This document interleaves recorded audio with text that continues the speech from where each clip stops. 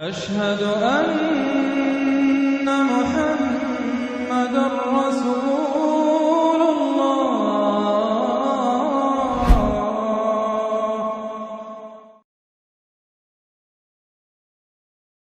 أعوذ بالله من الشيطان الرجيم بسم الله الرحمن الرحيم الحمد لله رب العالمين الرحمن الرحيم مالك يوم الدين إياك نعبد وإياك نستعين اهدنا الصراط المستقيم صراط الذين أنعمت عليهم غير المغضوب عليهم ولا الضالين آمين اللهم صل على محمد وعلى آل محمد كما صليت على إبراهيم وعلى آل إبراهيم إنك حميد مجيد اللهم بارك على محمد وعلى آل محمد কামা বারাকতা আলা ইব্রাহিম ওয়া আলা আলি ইব্রাহিম ইন্নাকা হামিদুম মাজিদ।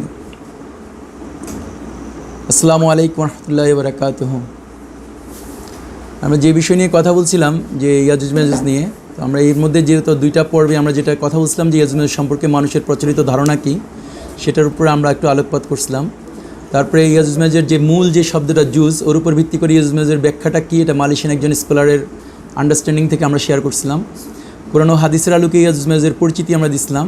ইয়াজুজ মাজুজ কী করে, ওদের চারিত্রিক বৈশিষ্ট্য সম্পর্কে আমরা কথা বলছিলাম এবং এদের টার্গেট বা মিশনগুলো কী, কীভাবে ওরা মানুষের উপর প্রভাব ফেলে, এই জন্য পৃথিবীর মেইন ইস্যুগুলোকে ওরা কীভাবে ওদের কন্ট্রোলে নিয়ে এনেছে, যেমন ইকোনমি, অর্থনীতির সমস্ত অঙ্গগুলো, ব্যাংকিং ব্যবস্থা, তারপর হচ্ছে যে আমাদের যে খাবারের ব্যবস্থাগুলো, যেরকম রাজনীতি ব্যবস্থাগুলো, সেগুলি ওরা কীভাবে কন্ট্রোল নিয়েছে সেটার উপর আমরা আলোচনা করছিলাম।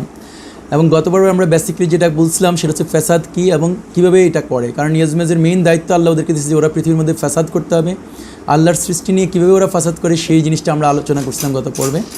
একই সাথে কোরআন ও হাদিসের আলোকে এদের অরিজিনাল অবস্থানটা কোথায় ছিল সেটা আমরা দেখাতে চেষ্টা করছিলাম, বিশেষ করে কোরআনের আলোকে যে সূরা কাহাফের আল্লাহ যে আয়াতগুলো দিচ্ছে সেই আয়াতগুলো থেকে আমরা পৃথিবীর মানচিত্রের মধ্যে ওইটার পজিশনটা কোথায় ছিল, ওই দেওয়ালটা আমরা বের করার চেষ্টা করছিলাম। আজকে আমরা যেটা নিয়ে কথা বলবো সেটা হচ্ছে জমিনে ইয়াজুজ মাজুজের দেয়াল দেখার প্রমাণটা আমরা প্রুভ করব। ইয়াজুজ মাজুজ বের হবার জন্য শর্ত কী ছিল সেই শর্তগুলো আমরা কথা বলবো। ইয়াজুজ মাজুজের দেওয়াল যে ভাঙছে সেটার হাদিস অনুযায়ী আমরা প্রমাণ দিব, কোরআন অনুযায়ী আমরা প্রমাণ দিব এবং কখন এরা জুলকারনাইনের দেওয়াল ছিদ্র করে ও বের হয়ে আসে সেই নিয়ে আমরা কিছু কথা বলে আজকে মেনলি এখান পর্যন্ত শেষ করব। বাকি পর্বগুলি আগামীতে আমরা ইয়াজুজ মাজুজের পর্বটা পুরোটা শেষ করবো ইনশাল্লাহ। সো জমিনে যে ইয়াজুজ মাজুজের দেওয়াল দেখছিল এটার প্রমাণ হচ্ছে এই দুইটা হাদিস। যেমন আমাদের রিসেন্টলি একটা সময়ে আমাদের মুফতি কাজী ইব্রাহিম, আল্লাহ ওনাকে স্পেশাল জাজা দিক, উনি বলছিলেন একটা কথা বলতে গিয়ে উনি বোঝাতেছিলেন যে পৃথিবীর মাটির নিচে আরেকটা পৃথিবী আছে এবং সেই পৃথিবীতে উনি ইয়াজুজ মাজুজকে আছে এটা উনি ধারণা করছেন। কারণ হচ্ছে পৃথিবীর ভিতরে আরও 7টা পৃথিবী আছে, যেরকম 7টা আকাশ আছে আমাদের উপরে। তো বাট আমরা যেটা জানি যে কোরআনের আয়াতগুলো যে আমরা গত পর্বে যেটা দেখালাম যে আসলে এটা পৃথিবীর একটা ভূমি যেখানে ব্ল্যাক সি এবং কাস্পিয়ান সি এবং তারপর হচ্ছে ককেশাস মাউন্টেন সেটা ছিল, এখানে বাদ ছিল। বাট আজকে এখানে আমরা হাদিস থেকে দেখাচ্ছি যে কী আছে, যে এটা বলতেছে একজন মানুষ মানে একজন সাহাবী রাসূল ইসলামকে বলেছিল যে সেই ইয়াজুজ মাজুজের দেয়াল দেখেছে। আমি এখানে ইংরেজি থেকে ট্রান্সলেট করছি তো এই জন্য এরকম একটু হতে পারে। রাসূলুল্লাহ ইসলামকে তাকে জিজ্ঞেস করেন তুমি দেওয়ালটিকে কেমন দেখতে পেয়েছো? উত্তরে ওই ব্যক্তি বললেন আমি ওটাকে আল বুর্দ আল মুহাব্বির বা ডোরা কাটা কাপড়ের ন্যায় দেখেছি। রাসূল ইসলাম তখন ওনাকে বলছে যে তুমি তা দেখেছো, মানে ওই দেওয়ালটা তুমি দেখছো। এটা হাদিসটা ইমাম আল বুখারী তার সহিতে উল্লেখ করেছেন, যেভাবে রেফারেন্সটা আছে এখানে। আরেকটা হাদিস আছে এরকম যেটা ইবনে জারিরের কোরআনের তাফসিরের মধ্যে উনি আনছে। এটা হচ্ছে কাতাদারা দিলতার থেকে বর্ণিত যে যখন মানুষটি রাসূল ইসলামকে বলল যে সেই ইয়াজুজ মাজুজের দেয়াল দেখেছে তখন তাকে তার বর্ণনা দিতে বলা হলো। লোকটি বলল ওটা দেখতে অনেকটা ডোরা কাটা কাপড়ের মতো, লাল ও কালো ডোরা। রাসূল ইসলাম তার প্রেক্ষিতে বলছে যে তুমি তা দেখেছো, মানে সে আসলেই ওই দেওয়ালটা দেখছে। এটা হচ্ছে একটা প্রমাণ যেটা আমরা হাদিসের মধ্যে পাচ্ছি বা কোরআনের তাফসির থেকে আসছে, সেইভাবে আমরা জানতেছি এটা যে নাহলে সাহাবী দেখতে পাইতো না, উনি মাটির নিচে যায় নাই এবং সেই জন্য এখানে এরকম আসছে। সো ইয়াজুজ মাজুজ যে বের হবে সেজন্য হাদিসের কিছু শর্ত দিছে। এই হাদিসটা আপনি মুস্তাদ ইমাম আহমেদ অথবা তিরমিজি এই দুইটা হাদিস বইতে আছে। এখানে বলতেছে রাসূল ইসলাম বলছে যে নিশ্চয়ই ইয়াজুজ মাজুজ প্রত্যেক দিন দেওয়ালটিকে গর্ত করে। তার মানে হচ্ছে জুলকারনাইন যখন থেকে দেওয়ালটা বানাইছে তারপর থেকে ইয়াজুজ মাজুজ এটা বের হওয়ার জন্য চেষ্টা করে, ওইটাকে ছিদ্র করার চেষ্টা করে যতক্ষণ না তারা তাদের গর্তের ভিতর হতে সূর্যের রশ্মি দেখতে পায়। তার মানে হচ্ছে ওরা যদি কথার কথা উত্তর দিক থেকে গর্ত করতে থাকে, দক্ষিণ দিকের প্রায় শেষ মাথায় আসলে ওই পাড়ে ওরা সূর্য দেখতে পায়, সূর্যের রশ্মি দেখতে পায়। তখন তাদের নেতা বলে উঠে ফিরে চলো, আমরা কাল এসে শেষ করবো বা তোমরা কাল এসে শেষ করবে। পরদিন তারা যখন আসে দেওয়ালটা পূর্বের ন্যায় মজবুত দেখতে পায়, মানে আগের দিন যতটুকু ছিল আবার পুরো দেওয়ালটা আপনি আপনি পুরোটা ভরে যায়। তো এমন চলছে বা চলতে থাকবে যে পর্যন্ত না তাদের নির্দিষ্ট ক্ষণটি আসছে। ওই যে কোরআনে যে আয়াতটা আমরা ওই দিন গতকালকে বলছিলাম যে ওই আয়াতটা মনে রাখার জন্য গত ক্লাসের বা গত সেশনে, সেখানে একটা নির্দিষ্ট ক্ষণ জুলকারনাইন বলতেছে যখন ওই টাইমটা আসবে তখন আমার আল্লাহ এই দেওয়ালটাকে মাটির সাথে চূর্ণ বিচূর্ণ করে দেবে। তো যে পর্যন্ত এখানে হাদিসে বলতেছে যে পর্যন্ত না তাদের জন্য নির্দিষ্ট ক্ষণটি আসছে আর আল্লাহ চাইবে মানুষের বিরুদ্ধে তাদের পাঠাতে, সেই সময়ে তারা ওই পর্যন্ত গর্ত খুঁড়বে যাতে তারা গর্তের ভিতর দিয়ে সূর্যের রশ্মি দেখতে পায় এবং তাদের নেতা বলে উঠবে ফিরে চলো। যেদিন ওই টাইমটা আসবে সেদিন ও বলবে ফিরে চলো, ইনশাআল্লাহ তোমরা কাল এসে শেষ করবে। সো পার্থক্য হচ্ছে ওরা ইনশাআল্লাহ যোগ করবে। যেদিন আল্লাহ ওদেরকে চাইবে, জাস্ট ইমাজিন করেন আপনার এরকম মিনিংটা হচ্ছে এরকম, লেটসে জুলকারনাইন যখন ওই দেওয়ালটা বানাচ্ছে তারপরের 1000 বছর যদি হয় বা 500 বছর হয়, সেই 500 বছরের প্রতিদিনই ইয়াজুজ মাজুজ এটা ছিদ্র করতেছে, ছিদ্র করে করে দেওয়ালের এক পাশ থেকে আরেক পাশে আসছে এবং অপর পাশের ও সূর্যের আলোও দেখতেছে। তখন ওদের নেতা বলে ফিরে চলো তোমরা কাল এসে শেষ করবে, বা সুপারভাইজার এটা বলে, এবং ওরা চলে যায়। চলে যাওয়ার পরে দেওয়ালটা যতটুকু চওড়া ছিল আবার রাতের মধ্যে ওই পরিমাণ চওড়া হয়ে যায়। তারপরে হাদিসের মধ্যে বলতেছে যেদিন নির্দিষ্ট ক্ষণ আসবে সেই দিনে কী হবে, ওরা নেতা যখন ফিরে যাবে যাওয়ার সময় বলবে যে ইনশাল্লাহ তোমরা কাল এসে শেষ করবে। আর ইনশাল্লাহ বলার জন্য পরদিন তারা এসে দেখবে দেওয়ালটি তারা যে অবস্থায় রেখে গিয়েছিল সেই অবস্থায় আছে। মানে যদি ওরা যদি দেওয়ালটা লাইক অলমোস্ট 95% বা সামথিং ওরা গর্ত করছিল সেটা ওই অবস্থায় আছে, তখন তারা তার দেওয়ালটা ভেদ করবে এবং মানবজাতির বিপক্ষে অবস্থান নেবে। এটা হচ্ছে যে মুসনাদি ইমাম আহমেদ বা তিরমিজি শরীফের হাদিসের ইংরেজি থেকে ট্রান্সলেশন। এখানে আরেকটা হাদিস আছে, এটা হচ্ছে আবু হুরায়রা রাদিয়াল্লাহু তাআলা থেকে বর্ণিত। এটা মুসনাদে আহমেদে আসছে, তিরমিজি শরীফে আসছে, ইবনে মাজাতে আছে। আবু হুরায়রা অলমোস্ট সিমিলার হাদিস, জাস্ট আমি ডাবল এখানে লেখার রিজনটা হচ্ছে একটু শুধু দুই একটা কথা এদিক ওদিক আছে, বাট মূল জিনিসটা হচ্ছে সেম। এখানে দেখেন যখন ওরা বলতেছে যে কিন্তু আল্লাহ সুবহানাহু ওয়া তাআলা দেওয়ালটিকে পূর্বেকার ন্যায় চড়া করে দেন আর ইয়াজুজ মাজুজ পুনরায় দেওয়ালটিতে গর্ত করতে সরেন। এখানে হাদিসটা একটু বড় ডিটেলস করে দিছিল। এই প্রক্রিয়া প্রতিদিন চলতে থাকবে যতক্ষণ পর্যন্ত আল্লাহ তাদের বন্দি রাখতে চান। এখানে এই ল্যাঙ্গুয়েজটা শুধু এরকম আছে, বন্দি রাখতে চান। যখন আল্লাহ তাদের ফ্রি করতে চাইবেন তখন দিন শেষে তারা বলবে আল্লাহ চায় তো কাল আমরা ভেঙে শেষ করব, ভেঙে বের হব। পরদিন তারা এসে দেখবে দেওয়ালটি যে অবস্থায় আগের দিন তারা রেখে গিয়েছিল তেমনই আছে।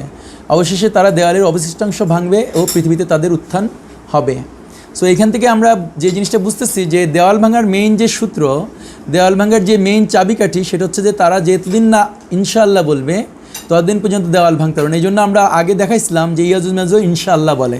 ইয়াজুজ মাজুজ ইনশাআল্লাহ বলার রিজনটা দিয়ে প্রুফ হয় যে তারা আমাদের মতো হিউম্যান বিইং এবং তারা জানে যে আল্লাহ চাইলে শুধু কাজ হয়, এটাও ওদের নলেজে আছে।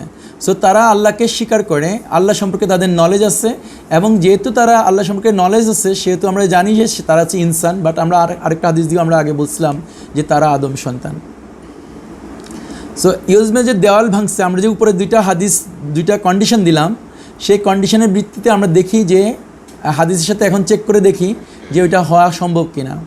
এখানে হচ্ছে বুখারী এবং মুসলিম শরীফের টোটাল প্রায় 11টা হাদিস আছে ইয়াজুজ মাজুজ সংক্রান্ত। এখানে আমি জাস্ট কয়েকটা নাম্বার দিচ্ছি। এখানে হচ্ছে প্রায় আমি যেমন বই নম্বর 55, 1, 2, 3, 4, 5, 6টা, এখানে আমি 6টা রেফারেন্স দিচ্ছি, বাট অ্যাকচুয়ালি 11টা হাদিস আছে। এই 11টা হাদিস কোনোটা হচ্ছে 8টাই হচ্ছে জয়নাব বিনতে জাহাশ রাদিয়াল্লাহু তাআলা আনহা থেকে বর্ণিত, আর আব্দুল্লাহ ইবনে আব্বাস এবং আবু হুরায়রা রাদিয়াল্লাহু তাআলা থেকে হচ্ছে 2টা হাদিস আছে বা 3টা হাদিস আছে।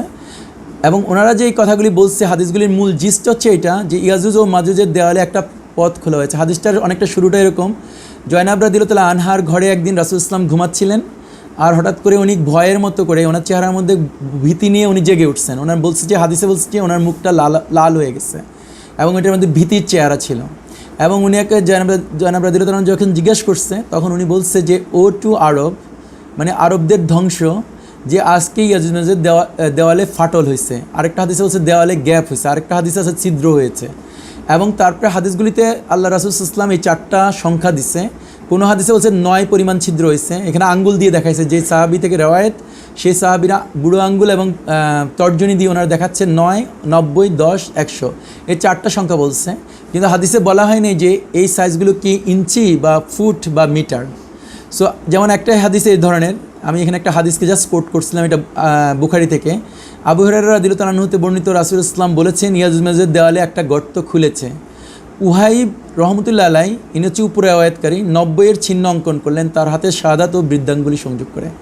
সো জাস্ট ইমাজিন করেন 11টা হাদিসে আমরা পাচ্ছি বুখারী আর মুসলিমের মধ্যে, শুধু অন্যান্য হাদিস গ্রন্থ ছাড়া, যেখানে আল্লাহ রাসূল সাল্লাল্লাহু আলাইহি ওয়াসাল্লাম ওনার জীবদ্দশায় যখন উনি জয়নাব বিনতে জাহাশকে বিয়ে করছে সেটা হচ্ছে উনি মদিনার সময়ে, আর যখন সূরা কাহাফ এসছে সেটা হচ্ছে উনি মক্কার সময়ে।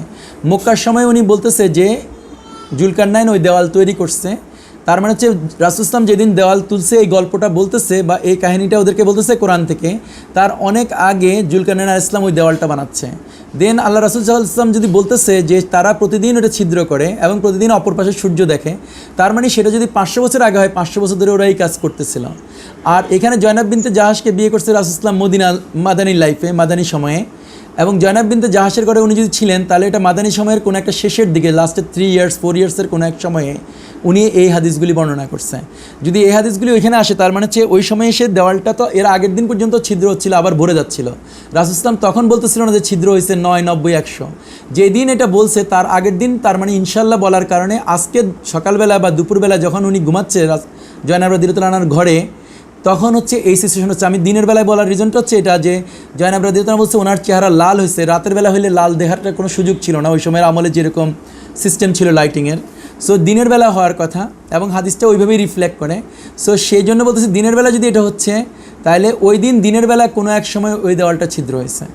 আর আমরা যখন গত সেশনে আমরা যখন বলতেছিলাম ককেশাস মাউন্টেনের যে জায়গাটা, সেটা হচ্ছে মদিনা থেকে এমন একটা টাইম লাইনে আছে যে টাইম লাইনটা মিন করে যেটা দিনের বেলা হলে মদিনার মধ্যে একই সময় 1 ঘন্টা 1.5 ঘন্টার এদিক ওদিক হবে, মানে কম বেশি 1-1.5 ঘন্টার ডিফারেন্স হবে টাইম জোনে।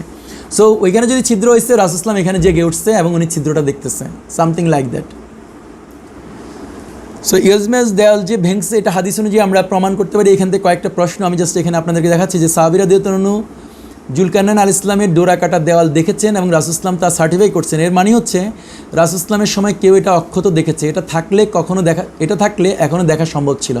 যদি রাসূলুল্লাহ সাল্লামের সময় যদি এটা দেখছেন কোনো একজন সাহাবী আর ওই দেওয়াল যদি এখনও না ভাঙছে, তাহলে আমাদের এখনকার সময়ে যে গুগল ম্যাপ জিপিএস দিয়ে আমরা দেখতে পাই পুরো পৃথিবীকে লিটারালি রিসার্চ করা যায় এবং পুরো পৃথিবীর প্রতিটা ফিট দেখানো সম্ভব। তো সেই জায়গায় ওই দেওয়ালটা বের করা সম্ভব যদি ওইটা থাকতো, কারণ রাসূল ইসলামের সময় যদি কোনো একজন সাহাবী দেখছে তাহলে এটা যদি অক্ষত থাকতো তাহলে আমরা এখনও দেখতাম। এটা হচ্ছে এটার একটা যুক্তি আপনাদের জাস্ট সেন্সে আনার জন্য। দেন রাসূল ইসলাম বলেছেন ইনশাআল্লাহ বললে পরের দিনই ইয়াজুজ মাজুজ তার দেওয়ালটা ছিদ্র করেছে হবে, কারণ ওরা যদি ইনশাআল্লাহ বললে পরের দিন ছিদ্র করতে পারবে। সো এখানে হচ্ছে তার মানে তারা মানুষ এবং জানে আল্লাহ চাইলে হয়, এই দুইটা হচ্ছে শর্ত আপনি মনে রাখেন। কারণ হচ্ছে আমরা লাস্টে গিয়ে একটা হাদিস বলবো যে হাদিসটা হচ্ছে 1099 জন মানুষ কেমনি ইয়াজুজ মাজুজ হয়। তো সেই জন্য বা ওরা প্রতিজন ইয়াজুজ মাজুজ মরার আগে 1000 জন ওরা জন্ম দেয়, মানুষ জন্ম দেয়, কেমনে জন্ম দেয় সেই জিনিসটা বোঝার জন্য, এই জিনিসটা মনে রাখার জন্য আমি এখানে হাইলাইট করছি। আর এখানে যেহেতু রাসূল ইসলাম জয়নাব বিনতে জাহাশ, আব্দুল্লাহ ইবনে আব্বাস, আবু হুরায়রা রাদিয়াল্লাহু আনহু বরাতে বলেছেন ছিদ্র হয়েছে, গ্যাপ হয়েছে, সে সাথে পথ, পাটল, গ্যাপ এবং ছিদ্রের সাইজও বলা হয়েছে, তাহলে এখানে তো সন্দেহ করার কোনো কারণ থাকে না যে এতগুলি রাওয়ায়াত আসার পরে কেন এটা আমরা অস্বীকার করব যে এখানে ছিদ্র হয় নাই। আর যদি একবার যদি ছিদ্র হয়েছে কোনো দেওয়ালে সেটাকে বড় করা তো ইজি হয়ে যায়। আর যদি ওরা ছিদ্র করতে পারছে তার আগের দিন যদি ইনশাআল্লাহ বলছে ছিদ্রটা আর বারবার ফিল আপ হবে না, এগুলো হচ্ছে কন্ডিশনগুলো। তো আমরা এখানে যেটা সামারি করতে পারি সেটি নিশ্চিতভাবে বলা যায় ইয়াজুজ মাজুজ রাসূলুল্লাহ সাল্লাল্লাহু আলাইহি ওয়াসাল্লামের জীবদ্দশায় জুলকারনাইন আলাইহিস সালামের দেওয়াল বেদ করে বের হয়েছে।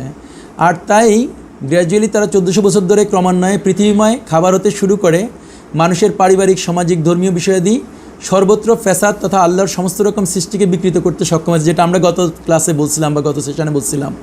সো আমরা আল্লাহর দেওয়া বিষয়াদিকে বাদ দিয়ে তাদের দেওয়া বিষয়াদিতে অ্যাডাপ্ট করেছি এবং তাদের দ্বারা মগজ ধোলাই হচ্ছে। এক্ষেত্রে আমি এটা বলতেছি যে আমরা যেমন এখন ফার্মের মুরগি খাই, আমরা ফার্মের মাছ খাই, আমরা শরিয়া ভুলে গিয়ে মানুষের বানানো আইন দিয়ে চলি, এরকম করে ওরা ফ্যাসাদ করছে। আমাদের মেয়েরা ছেলেদেরকে বাদ দিয়ে এখন বাজারে ঘুরে ছেলে মেয়ে একসাথে জেনা করতে পারে, ছেলে বিয়ে করতে পারে, এইসব জিনিসগুলো। বা হাজার হাজার মিথ্যা মিডিয়া বের হয়েছে যারা সত্যকে মিথ্যা বানাইতে পারে এবং মানুষ সেই মিথ্যাকে বিশ্বাস করতে পারে।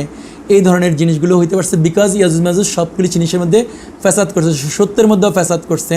তারা যেমন নবীদের উপরে বিভিন্ন রকম ডকুমেন্টারি করছে, নবীদেরকে কোশ্চেনের মধ্যে আনছে, প্রতিটা রিলিজিয়ানকে এখন কোশ্চেনের মধ্যে নিচ্ছে। প্রত্যেকটা রিলিজিয়ানের মধ্যে এখন মানুষ আছে যারা কিনা সন্দেহ করে তার রিলিজিয়ানটা কি সত্য কিনা, বা তারা সন্দেহ করতে পারে যে এই রিলিজিয়ানটা 1400 বছর আগে যেটা বলছে এটা হতে পারে সত্য না, এটা হতে পারে কোনো ফ্যাক্টস না। যেমন কিছুদিন আগে একটা ডকুমেন্টারি তৈরি করছে যে 1400 বছর আগে রাসূল ইসলাম থাকাই পারে না, এটা একটা ইপিক স্টোরি হতে পারে, এটা একটা বানানো গল্প হইতে পারে। তারা ডকুমেন্টারি করছে এবং সেভাবে কিছু মানুষ আছে যেটা বিশ্বাস করতে পারে। So these are the activities of the ইয়াজুজ মাজুজ, দে ক্যান ডু দিস ফাসাদ। এখন আমরা কোরআন থেকে দেখেন প্রমাণ দেওয়ার চেষ্টা করি, কোরআনে কীভাবে এটা প্রমাণ করা যায়। এই জন্য হচ্ছে সূরা আম্বিয়া 95 নম্বর আয়াত এবং 96 নম্বর আয়াত হচ্ছে যে এটা হচ্ছে মানে সূত্রটা। এখানে বলতেছে আল্লাহ যে যখন সূরা আম্বিয়ার আপনি 95 নম্বর আয়াতে যাবেন, সেখানে আল্লাহ বলতেছে ওয়া হারামুন আলা কারিয়াতিন আহলাকনাহা আন্নাহুম লা ইয়ারজিউন হাত্তা ইজা ফুতিহাতি ইয়াজুজু ওয়া মাজুজু ওয়া হুয়া মিন কুল্লি হাদাবিন ইয়ানসিলুন। এখানে আমি কী করছি, ওয়ার্ড বাই ওয়ার্ড ট্রান্সলেশনটা দিচ্ছি, কারণ হচ্ছে এই দুইটা আয়াতে যত রকমের ট্রান্সলেশন আছে বেশিরভাগ ট্রান্সলেশন এটাকে ওরা সূরা ইয়াসিনের সাথে ম্যাচ করছে। সূরা ইয়াসিনের মধ্যে একটা জিনিস আছে যেখানে আল্লাহ বলতেছে যেসব জাতিকে উনি ধ্বংস করছে সেসব জাতিরা আর কখনো ফিরে আসবে না। ওইখানে আল্লাহ মিন করছে যে আমি আদ জাতিকে ধ্বংস করছি, আদ জাতি আর কখনো ফিরে আসবে না। সামুদ জাতিকে ধ্বংস করছি, কখনো ফিরে আসবে না। ফেরাউনকে ধ্বংস করছি, কখনো ফিরে আসবে না। কওমে লুতকে ধ্বংস করছে, ওইটা ফিরে আসবে না। সূরা ইয়াসিনে যে আয়াতটা মিন করছে ওইটা, কিন্তু ওইখানের সাথে এখানে একটা বেসিক ডিফারেন্স আছে। কিন্তু আলেমরা যারা এটা ট্রান্সলেশন করছে মেজরিটি আলেম হচ্ছে এই জিনিসটা ভুল করছে। কিন্তু কিছু কিছু বাংলা ট্রান্সলেশন, আমার কাছে একটা আছে বাইয়ানা এরকম কিছু একটা। তো ওইখানে আমি যখন দেখি তখন একজন আলেম 95 নম্বর আয়াতের রাইট ট্রান্সলেশন করছে, 96 নম্বর আয়াতে গিয়ে উনি আবার ভুল ট্রান্সলেশন করছে। আর বাকি যত আলেম আছে সব আলেমই হচ্ছে 95 নম্বর আয়াতে ভুল করছে, 96 নম্বর আয়াতে গিয়ে ঠিক করছে। রিজনটা হচ্ছে শুধু এই জায়গাটায় ওয়া হারামুন আলা কারিয়াতিন, এখানে কারিয়াতিন শব্দটা আপনি দেখেন এসসিটি আছে। আল্লাহ এখানে নিশ্চিত করে বলতেছে যে আমি একটা নির্দিষ্ট শহরের উপরে হারাম করছি। আর যদি এখানে কারিয়াতিন যদি না হয়, এটা যদি বহু বচন হতো তাহলে এটাই সূরা ইয়াসিনের সাথে ম্যাচ করতো, মানে অনেক শহরকে তো উনি ধ্বংস করছে। তো এখানে যখন একটা স্পেসিফিক শহরকে ধ্বংস করছে, সো এই জিনিসটা হচ্ছে ইম্পর্টেন্ট। আপনি যখন ওয়ার্ড বাই ওয়ার্ড ট্রান্সলেশন করবেন তখন আপনি এটাকে আবিষ্কারটা করতে পারবেন, এটাকে ভাঙতে পারবেন। সো যেসব আলেমরা এটাকে এখনকার সময় ভাঙছে তারা হচ্ছে এই জিনিসটা এইভাবে দেখাচ্ছে যে ওয়া হারামুন বলতেছে, আল্লাহ বলতেছে যে আমি হারাম করে দিচ্ছি আলা কারো উপরে, এসসিটি একটা শহরের উপরে। যখন একটা শহরের উপরে হারাম করে দিচ্ছে যে আহলাকনাহা, যেটাকে আমি ধ্বংস করছি, যে শহরকে আমি ধ্বংস করছি সেই শহরের উপরে হারাম করে দেওয়া হয়েছে যে তারা যাতে ফিরতে পারবে না, ওই শহরে আর ফিরতে পারবে না। তার মানে হচ্ছে ওই শহরের অধিবাসী যারা, যে শহরটাকে আল্লাহ ধ্বংস করছে ওই শহরে যারা অধিবাসী ছিল সেই অধিবাসীরা ওই শহরে আর কখনো ফিরতে পারবে না। তারপরে আল্লাহ একটা শর্ত দিচ্ছে যে আনটিল, হাত্তা মানে হচ্ছে আনটিল, যতক্ষণ পর্যন্ত না, ইজা ফুতিহাতিন, যতক্ষণ পর্যন্ত না ইয়াজুজ মাজুজ ফুতিহাত মানে বের না হয়েছে এবং তারা ছড়াই না পড়ছে বা উপরের থেকে এলিভেটেড উপরের অংশ থেকে নিচের দিকে নেমে গেছে। এটা আরেকটা ব্যাখ্যা।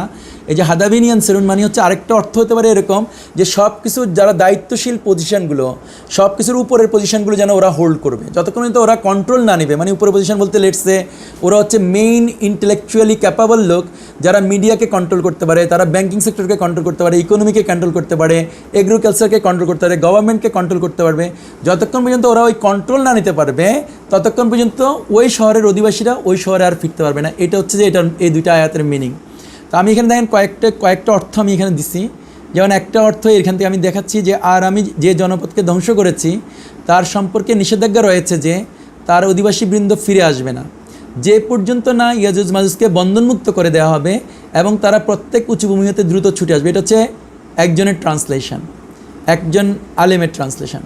আরেকটা হচ্ছে এরকম যে আমি এটা আমি এটার উপরে ভিত্তি করে আমি এটাকে সাজাইছি যাতে আমরা বুঝতে পারি, মানে একই জিনিসই রাখা আছে, শুধু ওয়ার্ডিংগুলিকে বোঝার জন্য সাজানো হয়েছে, রিফ্রেজিং করা হয়েছে।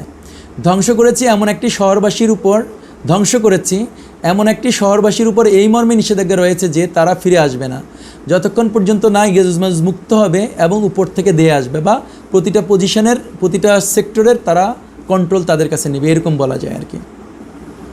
তো এখানে আমি যখন এটাকে আরেকটু ভাঙছি, মানে আয়াতগুলিকে আরেকটু ভাঙছি আমাদের বোঝার জন্য, যে আর আমি যে জনপদকে ধ্বংস করেছি তার সম্পর্কে নিষেধাজ্ঞা রয়েছে যে তারা অধিবাসীবৃন্দ ফিরে আসবে না, যে পর্যন্ত না ইয়াজুজ মাজুজকে বন্ধনমুক্ত করে দেওয়া হবে এবং তারা প্রত্যেক উঁচু। এগুলো আসলে বিভিন্ন ট্রান্সলেটরের ট্রান্সলেশন থেকে নেওয়া হয়েছে, সো দ্যাট আপনি একটু ডিফারেন্সগুলি বুঝতে পারেন। এখন আমি এখানে যে লাল কালি দিয়ে যেটা করছি যে একটি শহরবাসীর উপর, এখন যখন আল্লাহ দেখতেছেন আপনি এখানে যে একটি শহরকে, এটা যে কারিয়াতিন মানে হচ্ছে একটা শহর, কোশ্চেন হচ্ছে যে কোন শহর, এটা আমাদের যদি আনসার বের করতে পারি তাহলে অনেক সুযোগ হবে যে ওই শহরবাসীরা ওই শহরে ফিরছে কিনা, সেটা হচ্ছে চেক করার সুযোগ থাকবে। এবং ওই শহরবাসীর উপর নিষেধাজ্ঞা রয়েছে যে তারা ফিরে আসবে না, একটা জাতির উপরে নিষেধাজ্ঞা আল্লাহ দিছে, হারাম করে দিছে ওরা ফিরতে পারবে না। কতক্ষণ পর্যন্ত? যতক্ষণ পর্যন্ত ইয়াজুজ মাজুজ না মুক্ত হবে। তো আমাদের যদি গবেষণা করার জন্য আমরা যদি খুঁজে বের করি কোরআনের মধ্যে যে কোন শহরকে আল্লাহ ধ্বংস করছে আর ওই শহরের অধিবাসীদেরকে আল্লাহ হারাম করে দিয়েছে যাতে ওরা শহরে ফিরতে পারবে না, এবং ইয়াজুজ মাজুজ যখন প্রতিটা পৃথিবীর জিনিসের উপরে কন্ট্রোল নেবে তখন শুধু ওরা ফিরতে পারবে। তখন এটার জন্য আপনি যদি সূরা বাকারা 259 নম্বর আয়াতে যান তখন আপনি একটা ইন্ডিকেশন পাচ্ছেন। আমি এখানে 259 নম্বর আয়াতটা আনছি। এখানে আপনারা সবাই এটা বেসিক্যালি জানেন, আমি আর ডিটেইল পড়তেছি না, সো দ্যাট আমরা টাইম ম্যানেজ করতে পারবো। বলছে তুমি কি সে লোককে, এখানে আমি ব্র্যাকেটে উজাইর লিখে দিচ্ছি কারণ এটা তাফসিরের মধ্যে উজাইর আলাইহিস সালাম আছে, তুমি কি সে লোককে দেখোনি যে এমন এক জনপদ দিয়ে যাচ্ছিল যার বাড়িঘরগুলো ভেঙে ছাদের উপর পড়েছিল? তারা বলল, সে বলল, কেমন করে আল্লাহ মরণের বা ধ্বংসের পর একে জীবিত করবেন? মানে ওই ভদ্রলোক বা ওই নবী, অ্যাকচুয়ালি আমরা তো জানি যিনি নবী যেহেতু উজাইর আলাইহিস সালাম, উনি যেহেতু নবী উনি জানতেন এই যে শহরটার উপর দিয়ে উনি যাচ্ছেন, যে শহরকে উনি ধ্বংস করে দিছে আল্লাহ, এবং উনি দেখতেছে যে ওইটার ছাদগুলো পড়ে আছে বাড়িঘরের উপরে। উনি ওইখান থেকে যখন গাদার পিঠে করে যাচ্ছে উনি নিজে নিজে চিন্তা করতেছিল আল্লাহ এই ধ্বংসপ্রাপ্ত শহরটা কীভাবে আবার জীবিত করবেন, কারণ উনি জানে অ্যাজ এ নবী হিসাবে যে এই শহরকে আবার কিয়ামতের আগে জীবিত করবে আল্লাহ। সেই জন্য ওনার এই প্রশ্নটা মনে ছিল। এই জন্য আল্লাহ ওই আয়াতে আরও শেষ করছে। আমি এই আয়াতটা বেশিরভাগ মানুষ জানে যে অতঃপর আল্লাহ তাকে মৃত অবস্থায় রাখলেন 100 বছর, তারপর তাকে উঠালেন, বললেন কতকাল এভাবে ছিলেস? বলল আমি ছিলাম একদিন কিংবা একদিনের কিছু কম সময়। বললেন, আল্লাহ বললেন তা নয়, বরং তুমি তো ছিলে 100 বছর, ছিলে 100 বছর। এবার চেয়ে দেখো নিজের খাবার ও পানীয়ের দিকে, সেগুলো পচে যায়নি, এবং দেখো নিজের গাধাটির দিকে, আমি তোমাকে মানুষের জন্য দৃষ্টান্ত বানাতে চেয়েছি, আর হাড়গুলোর দিকে চেয়ে দেখো আমি এগুলোকে কেমন করে জুড়ে দিই এবং সেগুলোর উপর মাংসের আবরণ পাঠিয়ে দিই। অতঃপর যখন তার উপরে এই অবস্থা প্রকাশিত হলো তখন বলে উঠল, আমি জানি নিঃসন্দেহে আল্লাহ বিষয়ে ক্ষমতাশীল। এটা সূরা বাকারার 259 নম্বর আয়াত। তো এখানে যে জন্য আমি একটা আনছি, এই যে নবী, সেই নবী কোন জনপদে গেছিল, কোন শহরকে দেখছিল যেটা ধ্বংসপ্রাপ্ত? যখন আপনি তাফসির পড়বেন সব আলেমরাই বলছে ওই শহরটা হচ্ছে জেরুজালেম। ঠিক আছে? সো আমরা একটা শহরকে পাচ্ছি যে শহরে একজন নবী ভিজিট করছে, এটা একটা নির্দিষ্ট স্পেসিফিক শহর, সেই শহরের মধ্যে বলতেছে যে ওই শহরের অধিবাসীরা হারাম করে দিয়েছে ওই শহরে আসাটা, আর ওই শহরকে আল্লাহ ধ্বংস করছে, আর উজাইর আলাইহিস সালাম সেই শহর দিয়ে যাচ্ছে। এটা একটা রেফারেন্স আপনাদের জন্য। দেন আমরা যদি সূরা বনী ইসরাঈলে যাই 4-6 নম্বর আয়াত পড়ি, এই আয়াতগুলি একটু লম্বা তাফসির লাগবে, আমি যতটুকু সময় শর্টকাটে বলার চেষ্টা করি, তারপর আপনারা আবার নিজেরা পড়ে নিতে পারেন। এখানে 4 নম্বর আয়াত আল্লাহ বলতেছে, আর আপনারা সবাই জানেন যে মুসা আলাইহিস সালাম যখন ফেরাউনের কওম থেকে আসছিল তখন মুসা আলাইহিস সালাম তার কওমকে মানে বনী ইসরাঈলীদেরকে বলছে তোমাদের জন্য আল্লাহ ওই শহরে ঢুকতে বলছে। ওরা বলছে তুমি আর তোমার আল্লাহ গিয়ে যুদ্ধ করো, আমরা এখানে বসলাম। আপনারা যারা কোরআন পড়ছেন তারা বেসিক্যালি এই জিনিসগুলি জানার কথা, সো আমি এগুলো ডিটেল বলতেছি না। ওদেরকে যে শহর দেখাইছিল তাফসির কারকরা সবাই একমত ওই শহরটা ছিল জেরুজালেম, যার জন্য ওরা 40 বছর যেহেতু ওরা ঢুকে নেয়, যেন ওদের শাস্তি হিসেবে ওরা ঘুরছিল ইয়া মরুভূমিতে, যেখানে ওরা মান্না সালাহ পাইছে। তারপর 40 বছর পরে ওরা জর্ডান দিয়ে গিয়ে তারপর ওই শহরে ঢুকছিল, সেই শহর থেকে ওদেরকে বের করে দিছে। এখন ওই শহরে আসলে পরে ওদের কিতাবে লেখা ছিল এই কথাটুকু, আল্লাহ বলতে সেটা হচ্ছে আমাদের কোরআনে ওদের কিতাব সম্পর্কে বলা হচ্ছে। সো কোরআনের আয়াত হচ্ছে এরকম যে আমি বনী ইসরাঈলকে তাদের কিতাবে, এখানে হচ্ছে তাদের কিতাবে পরিষ্কার বলে দিয়েছি যে তোমরা পৃথিবীর বুকে দুবার অনর্থ সৃষ্টি করবে। এখানে অনর্থ এসছে, বাট আরবি ভাষায় আছে ফ্যাসাদ সৃষ্টি করবে, মানে তোমরা আল্লাহর আইন মানবা না, এটা হচ্ছে ফ্যাসাদ করা, এবং অত্যন্ত বড় ধরনের অবদ্ধতায় লিপ্ত হবে, এবং অন্যটা হচ্ছে তোমরা অনেকটা অহংকারী হবা। এরকম যেমন এখনকার মুসলমানরা অনেক অহংকারী হয়েছে এই টাইপের আর কি। অনেকে দেখবেন যে আমরা যখন কথা বলি তখন আমরা কি করি, মানে আমরা অ্যাসারশন করি যে আমার দলটা ঠিক, আমার আন্ডারস্ট্যান্ডিংটা ঠিক, এরকম যে এটা এক ধরনের হটিনেস। মানে আল্লাহ বলতেছে আল্লাহ শুধু সব জানে, মানুষের কাছে ফেরেশতা আসে না, মানুষের কাছে সে নবীও না, কিন্তু দেখবেন যে অনেক বড় বড় মানুষ যারা আল্লাহর বিষয় নিয়ে কথা বলে কিন্তু এমন একটা ওয়েতে কথা বলে যে সে যেটা বলছে এটাই ট্রু, তার দলটাই ট্রু, তার মতটাই ট্রু। এটা আসলে বনী ইসরাঈলীদের লক্ষণ, বনী ইসরাঈলীর নেতারাও এরকম করছিল। তো আল্লাহ বলতেছে ওইটা যখন ওরা ওরকম ফ্যাসাদ করছে, আল্লাহর আইনকে ছেড়ে ওরা মানুষের আইনকে অ্যাকসেপ্ট করছে, ঠিক বাংলাদেশে যেরকম হচ্ছে সারা পৃথিবীতে হচ্ছে এরকম, আল্লাহর আইনকে ছেড়ে অন্য কিছু করছে, আল্লাহ যাদেরকে আমির বানাবার অধিকার দিছে তাদেরকে না বানায় অন্যকে বানাইছে, এই ধরনের জিনিস যখন করছে তখন, বা হাউটিনেস করছে, অবাধ্যতা করছে। তারপরে 5 নম্বর আয়াতে বলছে অতঃপর যখন, মানে ওরা যে 2 বার করবে এটা হচ্ছে ওদের লাইক ডেস্টিনি, ওদের লাইক কদরের মধ্যে লিখে দিছে, ওদের তাকদিরে আল্লাহ সেট করে দিছে। তো আল্লাহ তারপর বলতেছে অতঃপর যখন প্রতিশ্রুত সেই 2টার প্রথমটা সময় এলো তখন আমি তোমাদের বিরুদ্ধে প্রেরণ করলাম আমার কঠোর যোদ্ধা বান্দাদেরকে। সো আল্লাহ বনী ইসরাঈলী যারা হচ্ছে best of the best people, নবীর ছেলের ছেলের ছেলে, 3টা নবী ওদের ফ্যামিলিতে, একের পর এক, ইব্রাহিম আলাইহিস সালাম, ইসাক আলাইহিস সালাম, ইয়াকুব আলাইহিস সালাম, ইউসুফ আলাইহিস সালাম থেকে বনী ইসরাঈলী জাতি আসছে। 12 ছেলে থেকে 12টা জাতি 12 ভাই আসছে এবং সেখান থেকে বনি ইসরায়েল এসছে। সেই বনি ইসরায়েলের মধ্যে মুসা আলাইহিস সালাম আসছে, ওদেরকে উদ্ধার করে নিয়ে আসছে, তারপর ওদেরকে প্রতি জেনারেশন নবী দিচ্ছে। এত কিছু করার পরেও ওরা যখন আল্লাহর অবৈধচরণ করছে এবং ওদের কথা অনুযায়ী ওরা যে দুইবার যখন অবৈধতা করছে, ফ্যাসাদ করছে, তখন আল্লাহ ওদের বিরুদ্ধে একটা কঠোর যোদ্ধা বান্দা পাঠাইছে। আমরা তাফসীর থেকে জানি ওদের বিরুদ্ধে মুশরিক ব্যাবিলনিয়ান সোলজারদেরকে আল্লাহ পাঠাইছিল এবং ওরা কী করছে, অতঃপর তারা জনপট্টির আনাচে কানাচে পর্যন্ত ছড়িয়ে পড়লো। এই ওয়াদা পূর্ণ হওয়ারই ছিল। আল্লাহ বলতেছে এই যে কদর ওদের জন্য সেট করছে এটা পূর্ণ হওয়ার ছিল। সো এখানে আপনি যে জিনিসটা ইম্পর্টেন্ট বোঝার জন্য, এই আয়াতে পুরোটা বুঝতেছেন না, বাট আমি একটু বলি তাহলে পরের আয়াতটা আপনি বুঝবেন। এখানে যে কঠোর যোদ্ধা বান্দারা যখন ওদের শহরে ঢুকে এবং ওদেরকে কী করছে, আমরা জানি তাফসীর থেকে যে ওদেরকে বন্দি করে নিয়ে গেছিলো, ওদেরকে স্লেভ বানায় নিয়ে গেছিলো, ওদের মহিলাদেরকে ওরা টর্চার করছিল, ওদের বাচ্চাদেরকে ওরা হত্যা করছিল, ওদের মসজিদকে ওরা ভেঙে ফেলছিল। পরের আয়াতে আল্লাহ এটা বলবে, আর একটু ডিটেল করে বলবে। তো যেহেতু এটা করছিল, কারা করছে, একটা মুশরিকরা করছিল। কাদের উপরে করছিল? যারা মুসলিম। বনি ইসরায়েলিরা ছিল মুসলিম, কারণ তাদের কাছে কিতাব ছিল। তো দেখেন এরপরে কি হয়, অতঃপর আমি তোমাদের জন্য তাদের বিরুদ্ধে পাল্লা ঘুরিয়ে দিলাম। ওই যখন ওরা বন্দী ছিল ব্যাবিলনে স্লেভ হিসেবে 70 বছর ছিল, এই 70 বছর থাকার সময় আল্লাহ ওদের বিরুদ্ধে কী করছে, পাল্লা ঘুরিয়ে দিচ্ছে। মানে আল্লাহ ওদের ফেভারে আসছে 70 বছর পরে। বিকজ এই 70 বছর ওরা যখন স্লেভ ছিল তখন দে আর ক্রাইং লাইক হেল, খুবই প্রচণ্ড রকম আল্লাহর কাছে কান্নাকাটি করতেছিল, তওবা ইস্তিগফার করতেছিল এবং ওরা চেষ্টা করতেছিল ফেরার জন্য। আমি এখানে আরেকটা জিনিস আপনাদেরকে জানার জন্য বলি, এটা হচ্ছে বনি ইসরাইলির রেওয়ায়াত থেকে বলতেছি। ওদের জন্য শর্ত দিছে ওদের নবী, যখন ওরা বন্দী ছিল তখন ওদের সাথে নবীও বন্দী ছিল।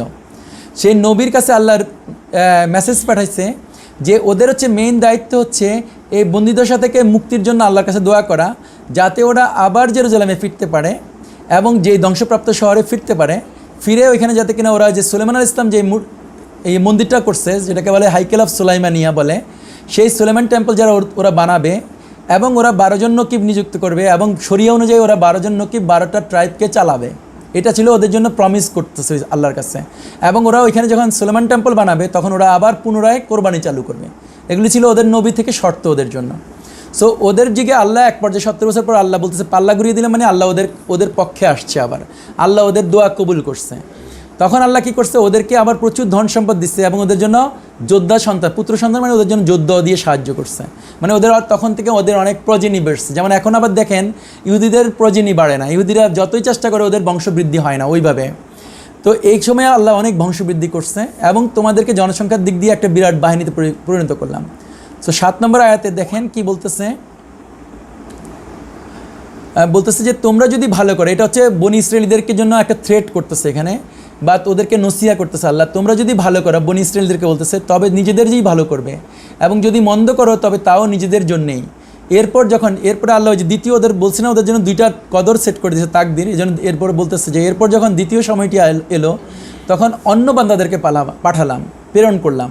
সো প্রথমবার ওনারা আল্লাহ পাঠাইছে ওদের বিরুদ্ধে, বনি ইসরায়েলিদের বিরুদ্ধে ব্যাবিলনিয়ান মুশরিক সোলজার, আর এখন যেন অন্য বান্দাদেরকে পাঠালাম, মানে হচ্ছে এখন পাঠাচ্ছে মুশরিক রোমান সোলজারদেরকে পাঠাইছে, যাতে তোমাদের মুখমণ্ডল বিকৃত করে দেয়। অন্য জায়গায় বলছে ওদের যাতে হিউমিলিয়েশন হয়, ওদেরকে এমন মাইন্ড মারছে যে ওরা অপমান অপদস্থ হয়েছে আর মসজিদে ঢুকে পড়ে যেমন প্রথমবার ঢুকেছিল। সো এখানে এসে রেফারেন্স দিচ্ছে আগেরটার, যে প্রথমবারও মসজিদ ভাঙছে, এখন এরা হচ্ছে এবারও মসজিদ ভাঙছে, হ্যাঁ, এবং যেখানেই জয়ী হয় সেখানেই পুরোপুরি ধ্বংসযজ্ঞ জ্বালায়।